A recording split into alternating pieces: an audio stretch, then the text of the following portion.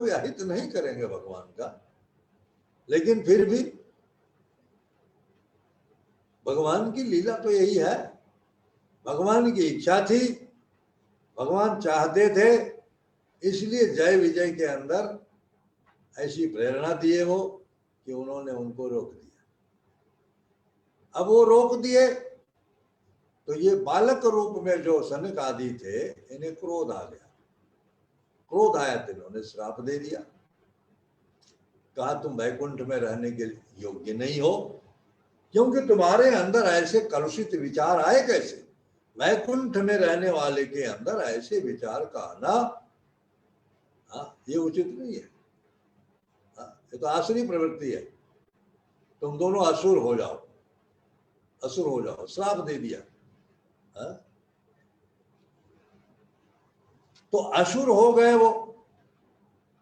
कालांतर में भगवान देख रहे थे, ये सारा दृश्य भगवान देख रहे थे, कैसे इन्होंने कुमारों को रोका, कैसे कुमारों ने उनको श्राप दिया। श्राप दिलाने के बाद भगवान उठ करके अपने आश्रम से आए आगे। लक्ष्मी जी चंवर डुला रही है, भगवान आकर के वहां उनका स्वागत करते हैं, प्रणाम करते हैं उन विप्रों को, ब्राह्मणों को, और कहते हैं कि आपने इनको श्राप दिया, बहुत अच्छा किया, हमें कोई इतराज नहीं, हमें कोई इसके लिए दुख नहीं है। भगवान ने सोचा कहीं क्रोध में मुझे भी न कुछ कह दे, इसलिए उन्होंने कहा आपने इनको दंड दिया, अच्छा किया, किंतु आपसे एक विनती है। भगवान कुमारों से कहते हैं मेरी एक विनती आपसे है। ये कुमार लोग कहते हैं आप आदेश करो, विनती क्यों कर रहे हो, आपको अधिकार है, आप आदेश दे सकते हो, हम आपके सेवक। भगवान ने कहा नहीं, हमारी आपसे विनती है कि बिना इनके मेरा कार्य जो है वो नहीं चलेगा, इनकी आवश्यकता हमें, तो ऐसा कुछ उपाय कीजिए कि ये जल्दी हमारे पास फिर वापस आ जाए। तो सनकादि ने कहा कि इनको 3 जन्म तो लेना ही पड़ेगा। ये दंड कोई मामूली नहीं, 3 जन्म इनको लेना ही पड़ेगा, और तीनों जन्मों में इनका वध करने के लिए आपको भी अवतार लेना पड़ेगा, तब ये मुक्त होंगे। तो पहला जन्म क्या इनका कैसे हुआ? कहते हैं कनक कशिपु हाटक लोचन जगत विदित शूरपति मदमोचन। इंद्र के अहंकार को भी चकनाचूर करने वाले ये हिरण्यकशिपु और हिरण्याक्ष है। पहला जन्म इनका हुआ माता दिति के गर्भ से, सब जानते हैं। माता दिति के गर्भ से कश्यप ऋषि के वीर्य से ये दोनों जन्म लिए। जन्म लेते ही, जन्म के पहले ही इनका प्रभाव इतना बढ़ा कि सारे देवता जो है वो वातावरण देख करके घबरा गए। पूरा वायुमंडल, ब्रह्मांड का पूरा दृश्य बदल गया था जब ये गर्भ में थे। देवता भागे भागे ब्रह्मा जी के पास गए, कहा कुछ अजीब सा दिख रहा है, कहीं प्रलय का समय तो नहीं आ गया? घबराहट में थे सारे देवता। ब्रह्मा जी ने कहा घबराओ मत, ये कश्यप जी के वीर्य का प्रभाव है जो दिति के गर्भ में पल रहा है। देवता सोचने लगे जब गर्भ में है और इनका प्रभाव ऐसा है पूरे ब्रह्मांड का, तो जब ये बाहर आएंगे तब क्या होगा? और वास्तव में जब वो बाहर आए तो उनका प्रभाव ऐसा हुआ कि देवता भाग भाग के छुप गए, कहीं इनको शरण लेने के लिए जगह नहीं। तब क्या किया? इन्होंने भगवान से प्रार्थना किया और भगवान अवतार लिए। क्या ये ऐसे थे कि इनको कोई जीत नहीं सकता था, साधारण शक्तिशाली नहीं थे दोनों। तो भगवान ने क्या किया? शिव जी कह रहे हैं होई नर हरि धरि बराह बपू एक निपाता विजयी समर वीर विख्याता। ये इतने बलवान थे, पूरे ब्रह्मांड में इनकी कीर्ति ऐसी फैल रही थी। भगवान ने 12 रूप धारण करके एक को मारा। किसको? हिरण्याक्ष को 12 रूप धारण करके। होई नर हरि दूसर पुनि मारा। नृसिंह भगवान के रूप में अवतरित होकर के इन्होंने हिरण्यकशिपु का वध किया और अपने भक्त प्रहलाद के सुयश को विस्तृत किया। हिरण्यकशिपु को मार करके प्रहलाद जी के यश को इन्होंने विस्तारित किया पूरे ब्रह्मांड में। तो यही दोनों हिरण्यकशिपु और हिरण्याक्ष दूसरे जन्म में क्या होते हैं? कुंभकर्ण और रावण। दूसरा जन्म इनका कुंभकर्ण और रावण जो होता है, क्योंकि ये मुक्त नहीं हुए, विप्र श्राप था। जबकि भगवान ने इनको अवतरित होकर के मारा, फिर भी ये मुक्त नहीं हुए, क्योंकि 3 जन्म के लिए ब्राह्मणों ने इनको श्राप दिया था।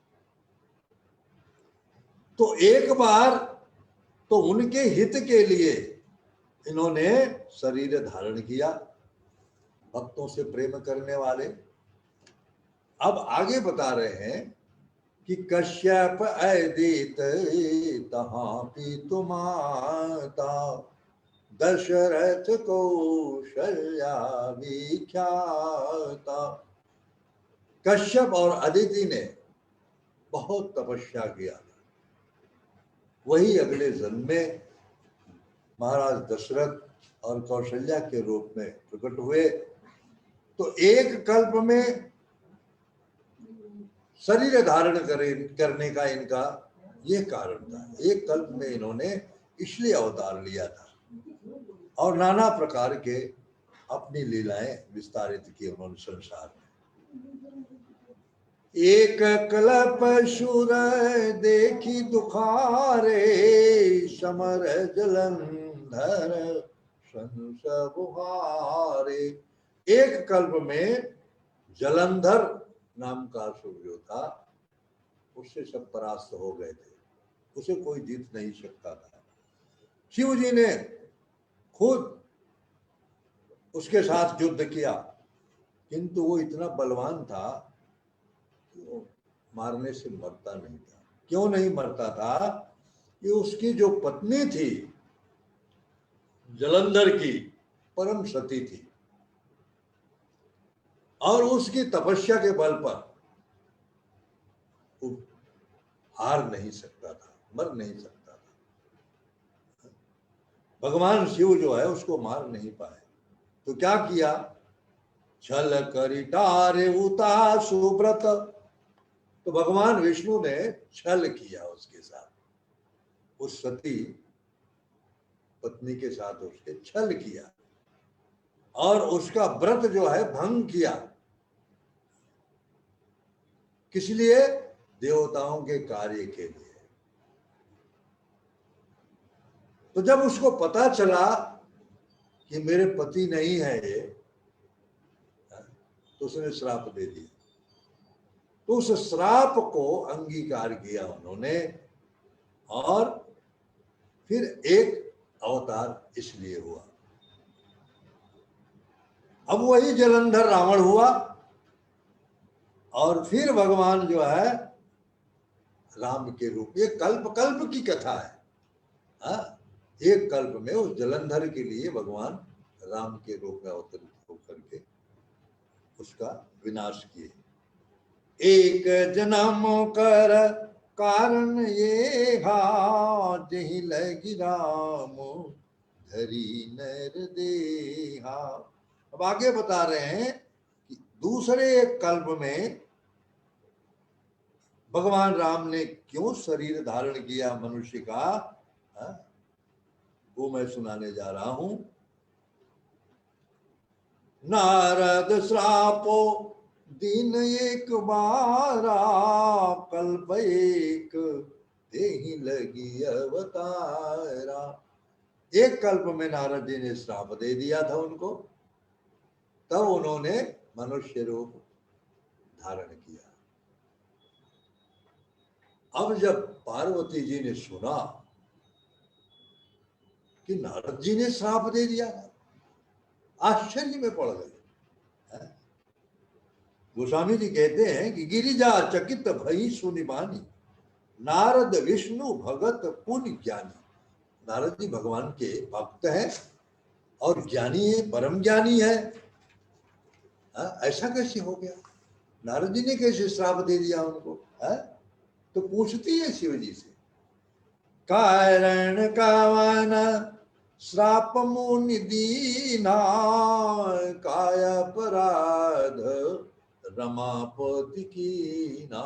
हे प्रभु, लक्ष्मीपति भगवान विष्णु ने क्या अपराध किया जो नारद जी ने उनको श्राप दे दिया? इस प्रसंग को आप विस्तार से सुनाइए मुझे। माता पार्वती कहती इसको विस्तार से सुनाइए।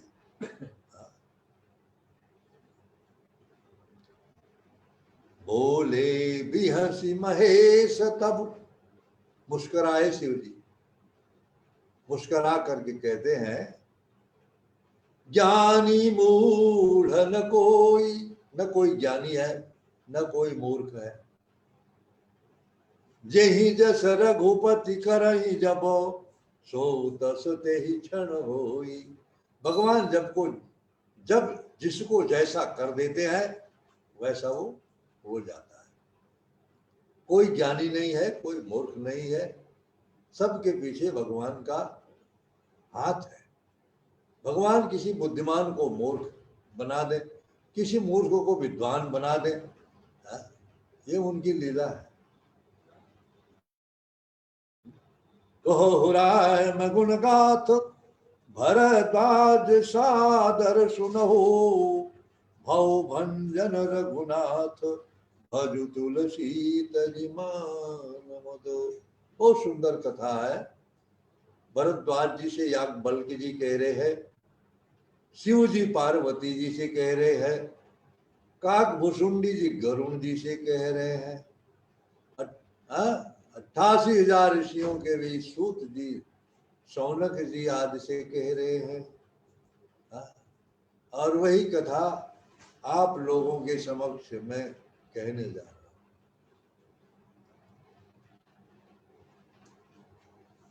हिमगिरि गुहा एक यति पावनी, बह समीप सुरसरी सुहावनी।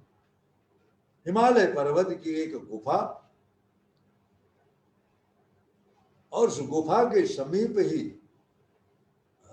गंगा जी की धारा बह रही। बहुत सुंदर एक आश्रम, पवित्र आश्रम। देवर्षि नारद जी ने जब देखा तो उनका मन जो है वहां रम गया, और उस पर्वत को और वहां के जो उद्यान थे, तरह तरह के वहां जो वृक्ष थे, लताएं थी, वो दृश्य देख करके भगवान के चरण का प्रेम जो है वो बढ़ गया। उनके मन में इच्छा हुई, ये स्थान भजन करने लायक है। भक्त लोग क्या करते हैं, सुंदर स्थान देखते हैं तो उनके मन में यह होता है कि यहाँ बैठ के 2 माला भगवान का नाम ले, जप करें। जप करने लायक बहुत सुंदर स्थान। तो नारद जी को वो स्थान इतना लगा कि वो वहां पर अपना आसन लगा लिया, और आसन लगा करके भगवान के नाम का जप करने लगे। तो स्मरण करते करते करते दक्ष प्रजापति ने जो श्राप दिया था उसका भी प्रभाव मिट गया। दक्ष प्रजापति ने दिया था, 2 घड़ी से ज्यादा कहीं नहीं सकोगे। भागवत के 4थे स्कंद में कथा आती है, जब दक्ष के 10,000 को नारद ने सन्यासी बना दिया। क्या तुम लोग क्या करने जा रहे हो यहाँ? कहा तो तप करने के लिए हमारे पिताजी ने भेजा है, इसके बाद जाएंगे, उनके आदेश अनुसार करेंगे और सृष्टि की रचना में उनका सहयोग करेंगे। अरे कहा पागल हो गए हो क्या? हा? शरीर धारण करने का यही लक्ष्य है, करो भगवान का। उनके मन में ये बात समा गई और वो वहीं से चल दिए, विरक्त हो गए। वापस लौट कर नहीं गए तो 1000 पुत्र और पैदा किए, वह भी वहीं गए तप करने। नारद जी फिर आ गए। नारद जी ने कहा वाह, तुम अग्रज, तुम्हारे बड़े भाइयों ने जिसका अनुगमन किया है, जिस मार्ग पर वो चले हैं, उसी मार्ग पर तुम्हें भी चलना चाहिए, तुम्हें भी भगवान के भजन में लग जाना चाहिए। वो भी वहां से चले गए, भगवान के भजन में लग गए, लौट के नहीं गए। 11,000 पुत्रों को देवर्षि नारद ने सन्यास की दीक्षा दे दिया, विरक्त हो गए, नहीं लौट करके गए। तो नारद जी ने सोचा अब चल करके हम दक्ष को समझाते हैं। तो खाली पुत्र पैदा करने में दक्ष है कि भगवान की भक्ति करने का भी तुमको उधर भी ध्यान देना चाहिए। खाली पुत्र पैदा करते हो, इसी में दक्ष हो, भक्ति में दक्ष नहीं हो सकते। नारद जी को आते देखा दक्ष ने, तो अब आप सोचो, किसी के एक पुत्र को अगर कोई साधु बना दे तो उसके माता पिता उसको देखना चाहेंगे?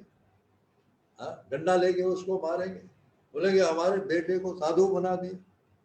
और जिसके 11,000 पुत्रों को साधु बना दिया देवर्षि नारद, उनको देख करके दक्ष जो है वो आग बबूला हो गया, क्रोध से लाल हो गया।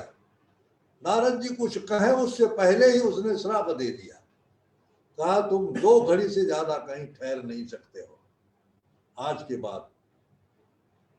अब यहां देवर्षि नारद जब भगवान के पावन नाम का जप करने बैठ गए तो दक्ष ने जो श्राप दिया था कि 2 घड़ी से ज्यादा तुम ठहर नहीं सकते। हालांकि नारद जी तो बड़े खुश हुए कि हम जितना भ्रमण करेंगे उतना ज्यादा भक्ति का प्रचार करेंगे। वैसे तो हम कहीं घंटे 2 घंटे, दिन 2 दिन, महीना 2 महीना, बरस 2 बरस ठहर जाते, लेकिन अब 2 घड़ी से ज्यादा हम ठहरेंगे ही नहीं, ज्यादा से ज्यादा भ्रमण करेंगे, ज्यादा से ज्यादा प्रचार करेंगे भगवान का। वो तो बहुत प्रसन्न हुए। किंतु यहाँ पर ऐसी स्थिति हुई कि भगवान के पावन नाम का जप करते करते उनकी समाधि लग गई, समाधिस्थ हो गए। तो जब देवर्षि नारद की समाधि लगी तो सबसे ज्यादा भयभीत हुआ कौन? देवराज इंद्र। देवराज इंद्र को जब कोई तपस्वी तपस्या करते हुए दिखता है तो उसे भय सताने लगता है, कहीं ऐसा न हो मेरे आसन को अपने अधिकार में ले ले, कहीं ऐसा न हो छीन ले अमरावती को। क्या किया उसने? कामदेव को बुलाया, कामदेव को बुला करके उनसे कहा आप मेरे लिए एक कार्य करो। कामदेव ने कहा क्या? कहा आप अपने सहायकों को ले लो और चले जाओ जहां पर नारद जी समाधि लिए हैं, भजन कर रहे हैं।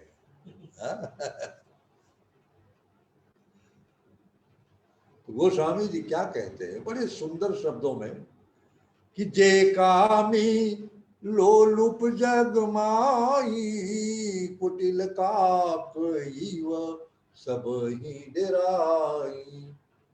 जो कामी है, लोलुप है इस संसार में, वो कौवे की तरह हमेशा डरते रहते। जैसे कौवा, उसको हमेशा भय रहता है कि कहीं से कोई मार देगा उसको, पत्थर उठा के मार देगा, इसीलिए वो अपने सिर को चारों तरफ घुमाते रहता है, कहीं से कोई पत्थर तो नहीं उठा रहा है। हाँ? बहुत भयभीत रहता है।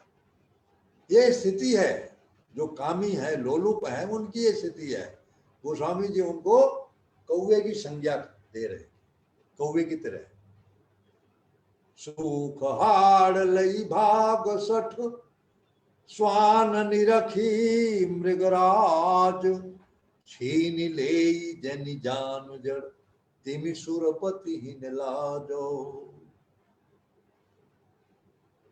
देवराज इंद्र को गोस्वामी जी कुत्ते की संज्ञा दे रहे हैं, कुत्ता बना दिए। संस्कृत भाषा ऐसी है, कुत्ता बना दिए। जैसे कुत्ता हाड़ चबा रहा था, हड्डी हड्डी चूस रहा था, और उसने देखा सामने से शेर आ रहा है। जब शेर को देखा तो हड्डी मुंह में दबाया और भाग लिया, कहीं ऐसा न हो छीन ले।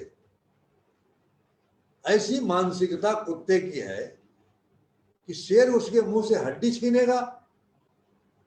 उसको अगर मांसाहार करना ही होगा तो शिकार कर लेगा वो, कुत्ता उसके सामने क्या चीज है। किंतु कुत्ते की मानसिकता इतनी निम्न कोटि की है कि उसे ऐसा लगा कि शेर कहीं ऐसा न हो हमारे मुंह से हड्डी छीन ले, वो हड्डी दबा करके भागा। यही स्थिति है देवराज इंद्र की। बोला नारद जी को उसके सिंहासन से क्या लेना देना है, उसकी अमरावती से क्या लेना देना है। तो भगवान के परम अकिंचन भक्त हैं वो, उनको भगवान के भजन से मतलब है। किंतु देवराज इंद्र के अंदर ऐसा भय हो गया कि कहीं ऐसा न हो कि मेरे अधिकार को ये छीन। तो उस आश्रम में जहां देवर्षि नारद भजन कर रहे थे, कामदेव गए, अपनी माया का विस्तार किया उन्होंने, बसंत ऋतु जैसा वातावरण तैयार किया, और सुंदर 3 प्रकार की शीतल मंद सुगंध वायु वहां चलने लगी, जो जीव के अंदर काम अग्नि को भड़काने वाली, ऐसा वातावरण। और रंभा आदि जो देवताओं की स्त्रियां हैं वो वहां पर प्रकट होकर के नाना प्रकार की कलाओं का प्रदर्शन करने लगी, और ऐसे ऐसे गान कर रही हैं, ऐसे ऐसे तान और तरंग का प्रदर्शन कर रही हैं, जल क्रीड़ा कर रही हैं। कामदेव देख करके बड़ा हर्षित हुआ कि अब जो है नारद जी बच नहीं सकते हैं। लेकिन सारा प्रपंच करने के बाद भी उसका कोई प्रभाव नारद जी के ऊपर नहीं पड़ा। हार गया वो। जब हार गया तो जाकर के देवर्षि नारद के चरणों में गिर पड़ा, क्षमा याचना की। अब यहां गोस्वामी जी कहते हैं, सीमा की चापी सकई को उतासू, और बड़ रखवार रमापति जासु। रमापति भगवान जिसकी रक्षा करें उसका कोई क्या बिगाड़ सकता है। कामदेव अपनी सारी सेना के साथ पराजित हो गया, कुछ कर नहीं सका, क्योंकि भगवान नारद जी की रक्षा कर रहे थे। राखे कृष्ण तो मारे कौन, और मारे कृष्ण तो राखे कौन। जिसकी भगवान रक्षा करे उसका कोई क्या बिगाड़ सकता है। तो नारद जी के पास जाकर के क्षमा याचना किया। नारद जी को कोई क्रोध नहीं आया, नारद जी को किसी प्रकार का क्रोध नहीं आया। भय तो था उसको कि नारद जी श्राप दे देंगे। शरणागत होकर के उसने अपने अपराध को स्वीकार कर लिया। नारद जी ने कहा कोई बात नहीं, कोई बात नहीं, बिल्कुल निर्भय रहो तुम, हम कुछ करने वाले नहीं। तो कामदेव नारद जी को सिर झुका करके प्रणाम किया और वहां से वापस चला गया। नारद जी की सुशीलता, अब नारद जी स्वयं अपनी सुशीलता को देखो, कामदेव आए और मेरा कुछ बिगाड़ नहीं सके। देवराज इंद्र की सभा में गए, देवराज इंद्र की सभा में जाकर के उन्होंने कहा, देखा जिसको तुमने भेजा था वो वापस आ गया, क्या बिगाड़ लिया मेरा। सबके मन में आश्चर्य हुआ ऐसा सुनकर के सबके मन में आश्चर्य हुआ कि कामदेव और नारद जी का कुछ नहीं बिगाड़ सका। नारद जी को सबने प्रणाम किया मस्तक झुका करके। ये भगवान की माया है और कुछ नहीं है। तब नारद गवने शिव पाही जिता काम अहमिति मन माही। शिव जी के पास गए ना, देवराज इंद्र की सभा से सीधे शिव जी के पास गए और काम को जीतने का उनके अंदर ऐसा अहंकार उत्पन्न हो गया था जिसका कोई जिसकी कोई सीमा नहीं है। तो पहुंचते ही शिव जी सो और कुछ नहीं, उन्होंने काम के चरित्र का वर्णन किया, कैसे कामदेव आया और उनका कुछ नहीं बिगाड़ सका। इस प्रकार जब उन्होंने वर्णन किया तो नारद जी को अपना प्रिय समझ करके भगवान शिव ने उनको समझाया। क्या कहा कि बार बार बिनव मोनितोई, बार बार मैं आपसे प्रार्थना करता हूं। भगवान शिव नारद जी से कहते हैं मैं बार बार आपसे प्रार्थना करता हूं, जिस प्रकार ये कथा आपने मुझे सुनाया, भगवान विष्णु से मत कहना। मुझसे कह दिया कोई बात नहीं, किंतु भगवान विष्णु से मत कहना। अगर प्रसंग भी चले, वो चर्चा भी करें, तो आप टाल देना, उनके सामने इसका वर्णन मत करना। संबुदेन उपदेश हित, यद्यपि भगवान शिव ने हितोपदेश किया, नारद जी के हित के लिए ऐसी बात कही, किंतु उन्हें अच्छा नहीं लगा। उनके मन में तो इतना बड़ा कार्य मैंने किया, कामदेव को परास्त कर दिया, इनको तो मेरी तारीफ करनी चाहिए थी, मेरी प्रशंसा करनी चाहिए थी, लेकिन एक शब्द प्रशंसा के नहीं बोल सके, ये उल्टा कह रहे हैं ये चर्चा भगवान विष्णु के सामने मत कर। इन्हें अच्छा नहीं लगा। याज्ञवल्क्य जी कहते हैं हे भरद्वाज, अब सुनो भगवान की इच्छा कितनी बलवती है। भगवान जो करना चाहते हैं वो कराते हैं, जीव विवश होकर के करता है। जीव को अपनी माया के वश में करके वो कुछ भी करवाते। राम की ना चाहई सोई होई, करई अन्यथा अस नहीं कोई। भगवान जो करना चाहे वही होता है, अन्यथा कुछ नहीं होता है। जो कुछ भी घटित हो रहा है सब उनकी इच्छा से होता है। जैसे कहते हैं ना, उनकी मर्जी के बिना एक पत्ता भी नहीं हिल सकता है। वास्तविकता यही है, जो कुछ भी घटना घट रही है सब उनकी इच्छा से ही हो रहा है, किंतु जीव पामर अज्ञानतावश कुछ समझ नहीं पाता।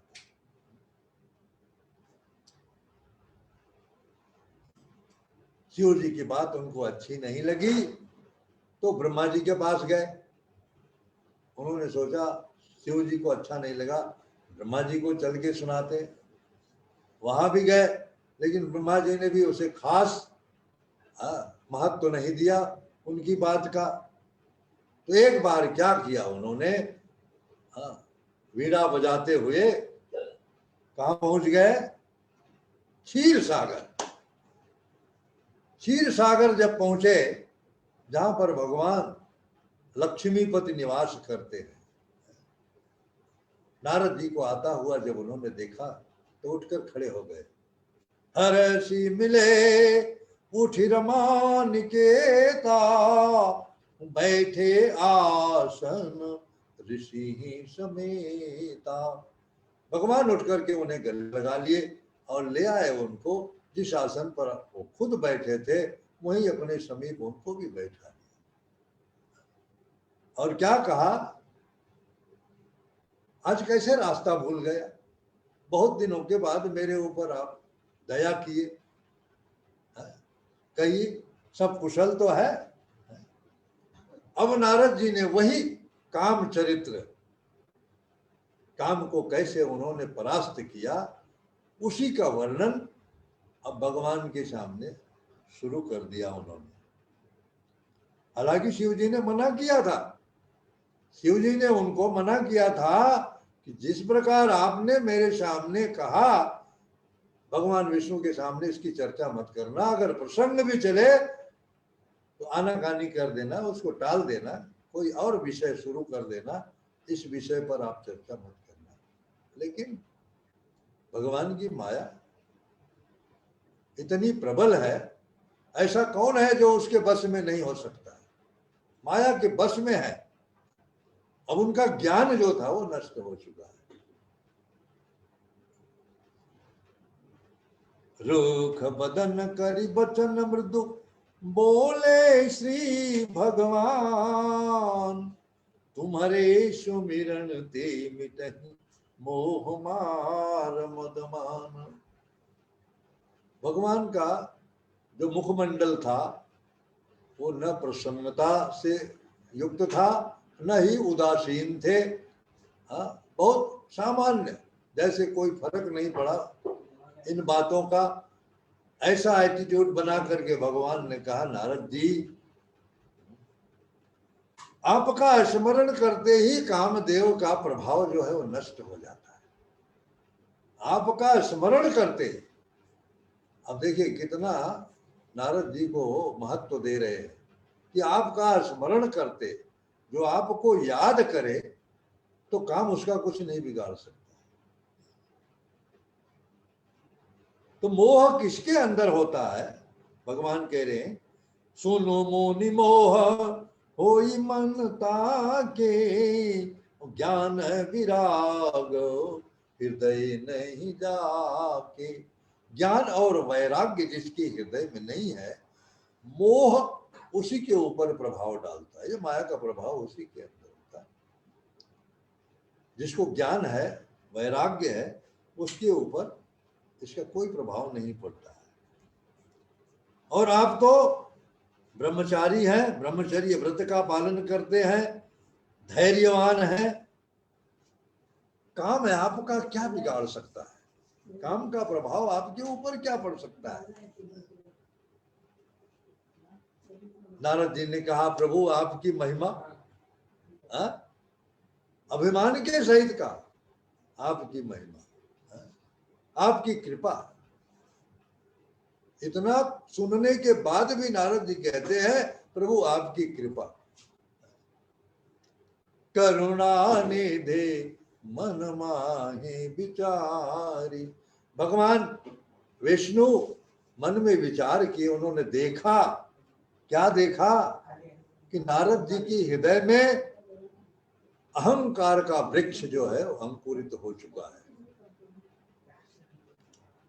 और मैं इसको शीघ्र ही उखाड़ कर फेंक दूंगा, क्योंकि भक्तों की रक्षा करना उनका संकल्प है, उनका प्रण है, उनकी प्रतिज्ञा है। कौन्तेय प्रतिजानी न मे भक्ता प्रणश्यति।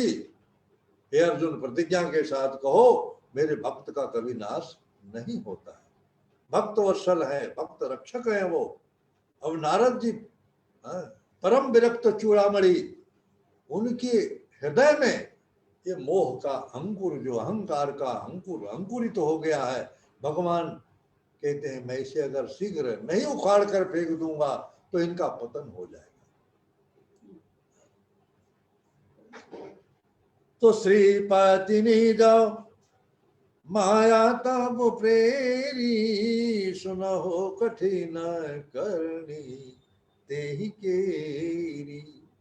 नारद जी भगवान से विदा लिए, और अहंकार उनके जो हृदय में था वो निकला नहीं, चल दिए।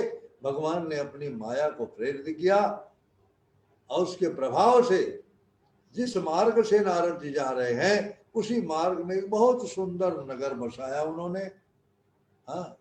100 योजन विस्तार था उसका, 100 योजन 400 कोस, 800 माइल का एक नगर विस्तृत किया अपनी माया से। और ऐसा नगर जो अमरावती से भी सुंदर था, वैकुंठ से भी सुंदर था।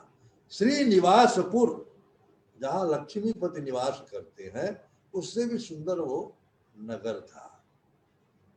विविध प्रकार की रचनाएं थी वहां, और वहां के जो लोग थे, स्त्री पुरुष, ऐसा लगता था कि रति, कामदेव की जो पत्नी है, वो सब शरीर धारण करके अवतरित हुई है वहां। और पुरुष जो थे वो इतने सुंदर थे, मानो कि कामदेव स्वयं वहां प्रकट हुए हैं। तो उसी राज्य में शील निधि नाम का एक राजा राज्य करता था, और उसकी सेना, उसके पास हाथी बहुत अनगिनत थे, जिसकी गणना नहीं की जा सकती थी। इतने सैनिक थे उसके पास, और इतने हाथी घोड़े इत्यादि थे। 100 देवराज इंद्र से भी ज्यादा वैभव उसके पास। भगवान की माया है, क्या मुश्किल है भगवान के लिए। 100 देवराज इंद्र के पास जितना वैभव होगा, उससे भी अधिक वैभव शील निधि राजा के पास था।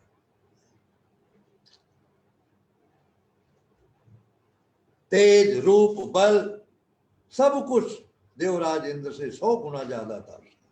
उसकी एक पुत्री थी जिसका नाम था विश्व मोहिनी। विश्व मोहिनी नाम ही नहीं था, विश्व को मोहित करने वाली भगवान की माया ही तो थी विश्व मोहिनी। श्री विमोह, जिसको देख करके लक्ष्मी मोहित हो जाए, इतनी सुंदर वो विश्व मोहिनी थी। सोई हरि माया सब गुण खाइनी, वो भगवान की माया, साक्षात महामाया थी, और कोई नहीं था। अब उसकी शोभा, उसका सौंदर्य, जिसका वर्णन कौन कर सकता है। तो उस विश्व मोहिनी का स्वयंवर उसकी रचना कर दी, स्वयंवर की शील निधि राजा ने। अब उसी रास्ते में, जिस रास्ते से, जिस मार्ग से नारद जी जा रहे थे, यह नगर उनके मार्ग में आता था। और नारद जी ने जब देखा इतना सुंदर नगर और इतने सुंदर स्त्री पुरुष वहां के, तो कौतुक बस वो चले गए वहां उस राज्य में, और लोगों से पूछना शुरू कर दिया, भाई क्या बात है, बहुत भीड़ भाड़ दिख रही है, कुछ खास प्रसंग है क्या। लोगों ने कहा हाँ, राजा की पुत्री है, उसका स्वयंवर है। तो नारद जी राजा के दरबार में पहुंच गए, और शील निधि राजा को जैसे ही पता चला कि नारद जी आए हैं, तो आकर के उनका स्वागत सत्कार किया, और अपनी पुत्री विश्व मोहिनी को ला करके उनके सामने खड़ा कर दिया, प्रणाम करवाया, और देवर्षि नारद से कहा कि आप जरा इसकी हस्तरेखा तो देखें, इसकी हस्तरेखा में क्या लिखा हुआ है। आप जरा देख करके इसके लक्षण जो है कृपा करके बताइए। नारद जी ने जैसे उसकी हथेली देखी, वो तो पागल हो गए, एकदम ऐसे पागल हो गए कि बस अब उनके मन में बस गई। वो कह रहे हैं अपने मन में, उसकी रेखा देख रहे हैं, जो इसके साथ विवाह करेगा अमर हो जाएगा,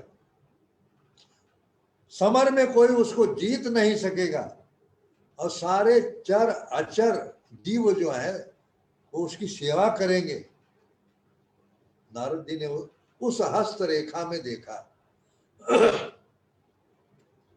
हम नारद जी सोचते हैं कितना अच्छा होता अगर इसका विवाह मुझसे हो जाता।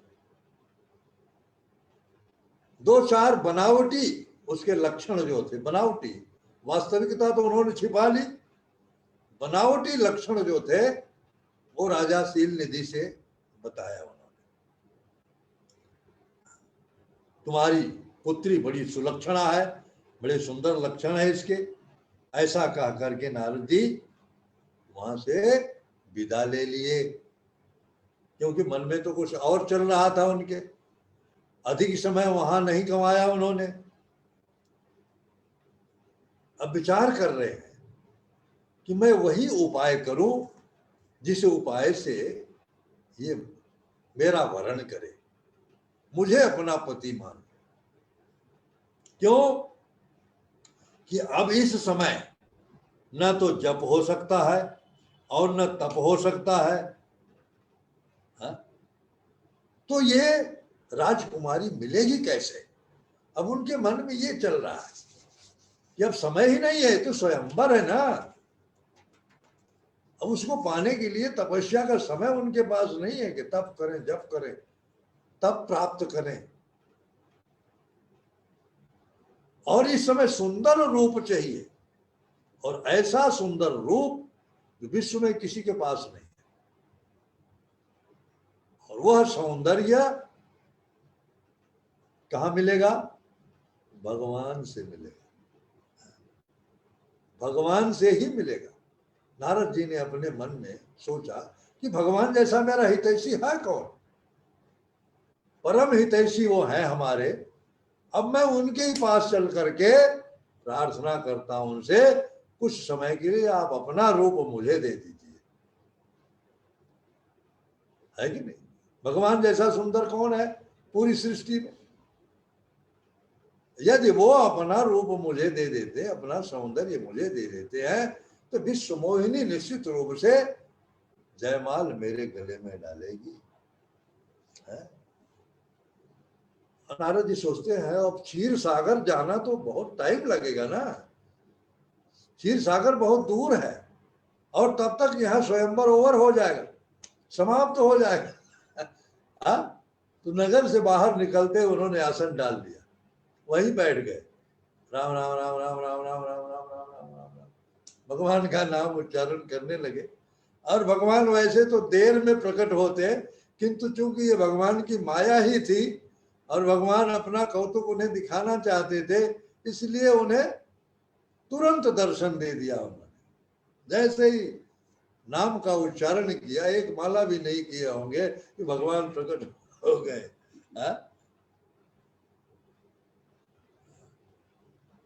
भगवान को अपने सामने प्रकट देख करके नारद जी प्रसन्न हुए, बहुत प्रसन्न हुए। अब मेरा काम निश्चित रूप से हो जाएगा। भगवान को प्रकट देख करके उन्होंने ये निश्चय कर लिया कि अब मेरा काम निश्चित हो जाएगा। और बहुत दुखी होकर के उन्होंने अपनी सारी कथा व्यथा सुना दी और भगवान से कहा आप मेरे ऊपर कृपा करो। क्या कृपा? क्या कृपा? नारद जी के की बात सुनकर भगवान कहते हैं क्या कृपा करूं बताओ। नारद जी कहते हैं बस अपना रूप मुझे दे दीजिए। आपन रूप देहु प्रभु मोही, आन भांति नहीं पावोही। दूसरा कोई उपाय उसको प्राप्त करने का नहीं है। हे प्रभु कृपा करके आप अपना रूप मुझे दे दीजिए। यही विधि होई नाथ हित मोरा, करहु सुबेगी दास मैं तोरा। हे प्रभु जिस किसी प्रकार से मेरा हित हो, अब नारद जी ही कह रहे हैं भगवान से, जिस किसी प्रकार से मेरा हित हो आप वही जल्दी कीजिए, क्योंकि मैं आपका दास हूं। भगवान ही कहलवा रहे हैं उनसे, तो कह रहे हैं मेरा हित जिसमें हो वो आप जल्दी कीजिए। भगवान ने देखा मेरी माया के बस में ये पूरी तरह से हो चुके हैं, तो मुस्कुराए भगवान। क्या कहते हैं? जेहि विधि होई परम हित, नारद सुनऊ तुम्हार, सोई हम करब न आन कछु, बचन न मृखा हमारो। हे नारद जी, आपका जिस प्रकार हित होगा, हित क्या परम हित, आपका परम हित जिस प्रकार होगा मैं वही करूंगा। मैं आपसे आपको ये वचन देता हूं, आप इसे सत्य मानिए। अब नारद जी की बात दोहरा रहे हैं भगवान। नारद जी ने कहा जिस प्रकार मेरा हित हो आप जल्दी कीजिए। भगवान कहते मैं वही करूंगा जिसमें आपका परम हित हो, असत्य नहीं कह रहा हूं। क्यों? भगवान उदाहरण दे रहे, कुपथ माय गए रोज व्याकुल रोगी, बैदन दे सुनऊ मोनि जोगी। जो रोगग्रस्त है, मरीज है, वो कुपथ मांगता है डॉक्टर से, ऐसा भोजन मांगता है, ऐसी खाद्य पदार्थ मांगता है जो उसके रोगों को बढ़ा सकते हैं, है कि नहीं? जिससे उसका रोग बढ़ेगा वही वस्तु उसे खाने की इच्छा होती है रोगी को। लेकिन क्या डॉक्टर देता है? नहीं देता। डॉक्टर को पता है अगर ये खाएगा तो इसका रोग बढ़ जाएगा। हा? भगवान कह रहे हैं नारद जी से कि डॉक्टर वह चीज नहीं देता है खाने के लिए जिससे रोगी का रोग और बढ़ जाए। इसी प्रकार मैं आपका हित कर रहा हूं, उदाहरण दिया उन्होंने, इसी प्रकार मैं आपका हित कर रहा हूं। ऐसा कह करके भगवान अंतर्हित हो गए, वहां से अदृश्य हो गए। अब भगवान की बात गूढ़ थी, लेकिन नारद जी माया के बस में थे, इसलिए वो समझ नहीं पाए कि भगवान क्या कह करके गए। और तुरंत वहां से भागते भागते कहां गए? स्वयंवर में। स्वयंवर में जाकर के, और जहां पर तमाम राजा लोग आसन लेकर के बैठे थे, नाना प्रकार से सज धज करके, उसी समाज में नारद जी भी पहुंच गए। और नारद जी के मन में इतना हर्ष है, इतनी प्रसन्नता है कि मेरे जितना तो कोई सुंदर है ही नहीं इस समाज में। अब मुझे त्याग करके विश्व मोहिनी किसी और का वरण करे, ऐसा हो ही नहीं सकता है। अब भगवान ने क्या किया? मुनि हित कारण कृपा निधाना, दीन कुरूप न जाई बखाना। उनके हित के लिए कृपा निधान भगवान ने क्या किया?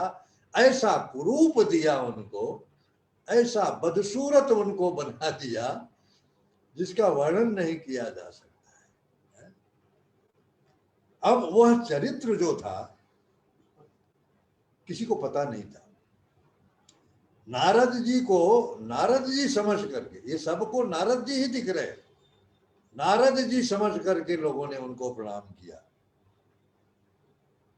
किंतु यह चरित्र जो नारद जी का था, ये जो स्वरूप नारद जी का था, ये दो जन देख रहे। ये दो कौन है? शिव जी के गण है। शिव जी ने अपने दो गण उनके पीछे लगा दिया था कि मैंने मना किया था कि भगवान विष्णु के सामने चर्चा मत करना, और वही किया उन्होंने। अब इनकी जो छीछा लेदर हो रही है, जो इनकी दुर्दशा हो रही है, उसको जाकर के तुम देखो और लाइव टेलीकास्ट करो, मुझे उसको दिखाओ कि उनकी क्या स्थिति हो रही है। ब्राह्मण का वेश धारण करके वो दोनों गण नारद जी की उस दुर्दशा को देख रहे थे। बड़े कौतुकी थे, बड़े खिलवाड़ी थे वो दोनों। अब जिस समाज में नारद जी जाकर के बैठे हैं, अपने सौंदर्य का अहंकार उनको इतना है, उनके आसपास में ही जाकर के वो दोनों शिव जी के गण भी बैठे और कहते क्या सुंदर रूप दिया भगवान ने। उनको सुना करके कहते कितना सुंदर रूप दिया, भला इनको छोड़ करके विश्व मोहिनी किसी और के गले में जयमाल पहनाएगी? ऐसा हो सकता है क्या? ऐसा व्यंग बोल रहे हैं। ओह, राजकुमारी इनको देख करके रीझ जाएंगी, आकर्षित हो जाएंगी और इनके गले में ही जयमाल डालेंगी। अब नारद जी तो मोह के ग्रस्त हैं, माया के बस में है, उनका मन तो किसी और के हाथ में है, और शिव जी के गण जो है वो मुस्कुराते हैं उनको देख देख करके। ऐसी अटपटी बात सुनते भी हैं नारद जी लेकिन बुद्धि उनकी जो है मारी गई है माया के द्वारा। उनको समझ में नहीं आ रहा है कि वास्तविकता क्या है, किसी ने नहीं देखा। लेकिन नारद जी का वह स्वरूप जो है वो विश्व मोहिनी को दिखाई पड़ा, क्योंकि विश्व मोहिनी भगवान विष्णु की ही माया थी। उसने नारद जी के उस स्वरूप को देखा। मरकट बदन भयंकर देहि, देखत हृदय क्रोध भाते। कैसा उनका मुख कैसा है? बंदर जैसा है। शरीर भयंकर है, मुख बंदर जैसा है। देखते ही उसके हृदय में इतना क्रोध उत्पन्न हुआ, इतना क्रोध उत्पन्न हुआ कि ये बंदर जैसा मुंह लेकर भी स्वयंवर में आया है मेरा वर्ण करने। क्रोध से एकदम लाल हो गई। सखियों के साथ राजकुमारी जो है वो जयमाल लेकर के आगे चली गई। तो चारों तरफ देख रही है कौन वर्ण करने लायक है उस समाज में, वो चारों तरफ देख रही है। और नारद जी ने सोचा मुझे देखकर भी अनदेखा कर दिया, आगे चली गई। तो अपने आसन से उठे, वो कुछ और आगे जाकर के बैठ गए, अब देख लेंगे। फिर भी नहीं देखा, तो आसन बदलते जा रहे हैं, फिर भी वो नहीं देख रही, दूसरी तरफ मुंह कर लेती उनको देख करके। और शिव जी के गण जो है वो देख देख करके मुस्कुराते। जिस तरफ नारद बैठे हैं भूल कर भी उसने एक बार भी नहीं देखा।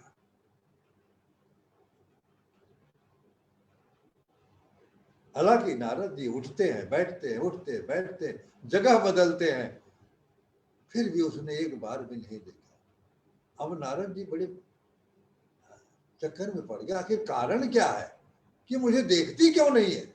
इतना सुंदर रूप भगवान ने मुझे दिया है, फिर भी ये मुझे नहीं देख रही। और भगवान स्वयं सुंदर रूप धारण करके उस स्वयंवर में पधारे। भगवान जैसे ही वहां पधारे, विश्व मोहिनी ने उनके गले में जयमाल डाल दिया। उस जयमाल को पढ़ते ही भगवान वहां से लेकर के चले गए। सारा राज समाज जो है वो निराश हो गया। ये सारे राजा लोग तो माया के ही थे, भगवान के बनाए हुए, वो भी अदृश्य हो गए। अब वहां कोई दूसरा नहीं है, न विश्व मोहिनी है न राजा लोग हैं। वहां रह गए सिर्फ नारद जी और वो शिव जी के दो गण।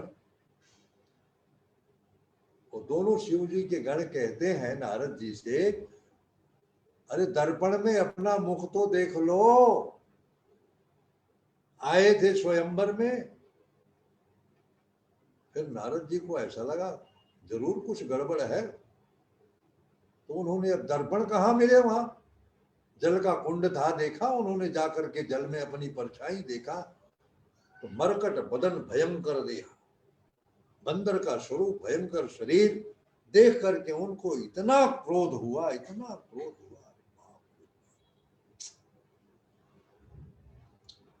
इतना क्रुद्ध हुए वो जिसका कोई पार नहीं है। दोनों शिवगण तो भागे, कहीं ऐसा ना हो नारद जी श्राप दे दें। लेकिन नारद जी का क्रोध और बढ़ गया। जब उन्होंने जल में अपने स्वरूप को देखा तो उनका क्रोध और बढ़ गया, और उन दोनों शिव जी के गणों को उन्होंने श्राप दिया कि तुम दोनों असुर हो जाओ, कपटी पापी दोनों असुर हो जाओ।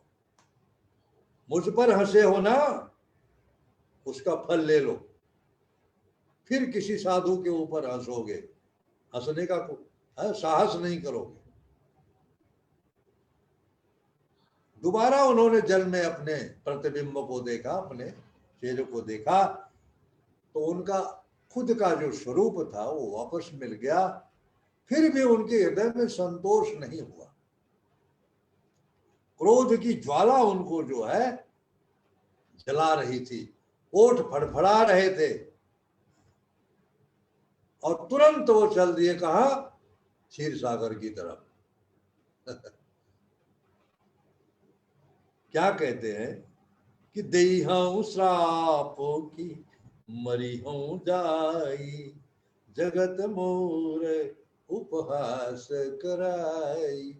या तो मैं श्राप दे दूंगा और या तो आत्महत्या कर लूंगा। संसार में मेरा उपहास इस तरह से कराया उन्होंने, मजाक बना लिया है। हा? जब ऐसा ही करना था पहले ही बता देते। हा? अब ऐसा मन में विचार करते जा रहे हैं और रास्ते में ही भगवान मिल गए। संगरमा सोई राजकुमारी, वो राजकुमारी भी है और लक्ष्मी भी साथ में है। नारद जी ने जैसे ही देखा क्रोध और भड़क गया उनका। तो भगवान कहते हैं आप इतना व्याकुल होकर के कहां जा रहे हो देवर्षि? आपका कुछ खो गया क्या? इतना व्याकुल क्यों है आप? ऐसा सुनने पर और क्रोध उनका भड़क गया। जले पर नमक डाल दे। लेकिन माया के वशीभूत हैं, उनके समझ में कुछ आ नहीं रहा है। तो क्या कहते हैं कि पर संपदा सकौ नहीं देखी, दूसरे की संपत्ति नहीं देख सकते हो, इतने ईर्ष्यालु हो, तुम्हारे अंदर इतना कपट है कि दूसरे की संपदा तुम देख ही नहीं सकते हो, अपने जैसा किसी को देख ही नहीं सकते। कोई तुम्हारी बराबरी कर सके तुम देख ही नहीं सकते उसको। समुद्र का मंथन हुआ, शिव जी को पागल बना दिया तुमने, और देवताओं के साथ मिलकर के उनको विषपान करा दिया। क्या विष पिला दिया शिव जी को। असुर सुरा विष शंकर ही, असुरों को मदिरा पिला दिया मारुणी, और विष शंकर जी को पिला दिया, और तुम खुद रमा और कौस्तुभ मणि ले लिया। इतने स्वार्थी हो, इतने कुटिल हो, इतने कपटी हो, स्वार्थ सिद्ध करने में ही हमेशा तत्पर रहते हो। परम स्वतंत्र न सिर पर कोई, तुम परम स्वतंत्र हो, ये तो सच बात है। भगवान परम स्वतंत्र है, वो किसके बस में है? सारा जगत उनके बस में है, भगवान परम स्वतंत्र है। उनके सिर पर कौन है? ये तो सत्य है, जो नारद जी कह रहे हैं वो सत्य बात है। परम स्वतंत्र न सिर पर कोई, भावई मैं नहीं करो तुम सोई। जो आपको अच्छा लगता है वही करते हो, आपके ऊपर कोई है नहीं, आप परम स्वतंत्र हो। बुद्धिमान को मूर्ख बना दो, मूर्ख को विद्वान बना दो। मैं आपको कभी विस्मय होता है न हर्ष होता है। ये तो उनके भगवान के जो गुण हैं वही बता रहे नारद। बहुत लोगों को आपने ठगा है, बहुत लोगों को बेवकूफ बनाया है आपने। आप निर्भय हो और हमेशा अपने मन में प्रसन्न रहते हो। शुभ और अशुभ कर्म आपको कभी स्पर्श ही नहीं करते हैं, ये तो सच्ची बात है। और अभी तक किसी से पाला नहीं पड़ा, किसी ने तुम्हें साधा नहीं। लेकिन आप अच्छे घर में बायन दिए हो, अच्छे व्यक्ति से अब पाला पड़ा है। अब जैसा किए हो उसका फल तुम्हें अवश्य मिलेगा। मुझे जो रूप आपने दे करके ठगा है, वही शरीर आप धारण करोगे। कौन सा रूप? भगवान राजकुमार का रूप धारण करके स्वयंवर में गए थे, और उस राजकुमार का रूप धारण करके नारद जी को उन्होंने ठगा था। विश्वमोहिनी को लेकर के वहां से चले गए थे। अब वही राजकुमार का रूप है, आप धारण करो। ये नारद जी के वचन है। और बंदर की आकृति मुझे आपने दिया, वो आपकी सहायता करेंगे। और स्त्री के वियोग में आपने मुझे डाला, आप भी स्त्री के वियोग में पड़ोगे। नारद जी श्राप दे रहे, स्त्री के वियोग में पड़ोगे आप। जो राजकुमार का रूप पकड़ करके मुझे आपने ठगा है, वैसे ही राजकुमार का रूप धारण करोगे, स्त्री के वियोग में आप भटकोगे इधर उधर, और जो रूप आपने मुझे दिया है वही बंदर आपकी सहायता करेंगे। श्राप शीस धरि हर्षि प्रभु बहु बिनती की, निज माया कई प्रबलता करसि कृपा निधि दीन। भगवान उनके श्राप को सिर पर धारण किए, हृदय में उनको बहुत हर्ष हुआ, और बहुत प्रकार से नारद जी से उन्होंने विनती की, विनय की, और अपनी माया की प्रबलता का विचार करके उन्होंने अपनी माया को खींच लिया।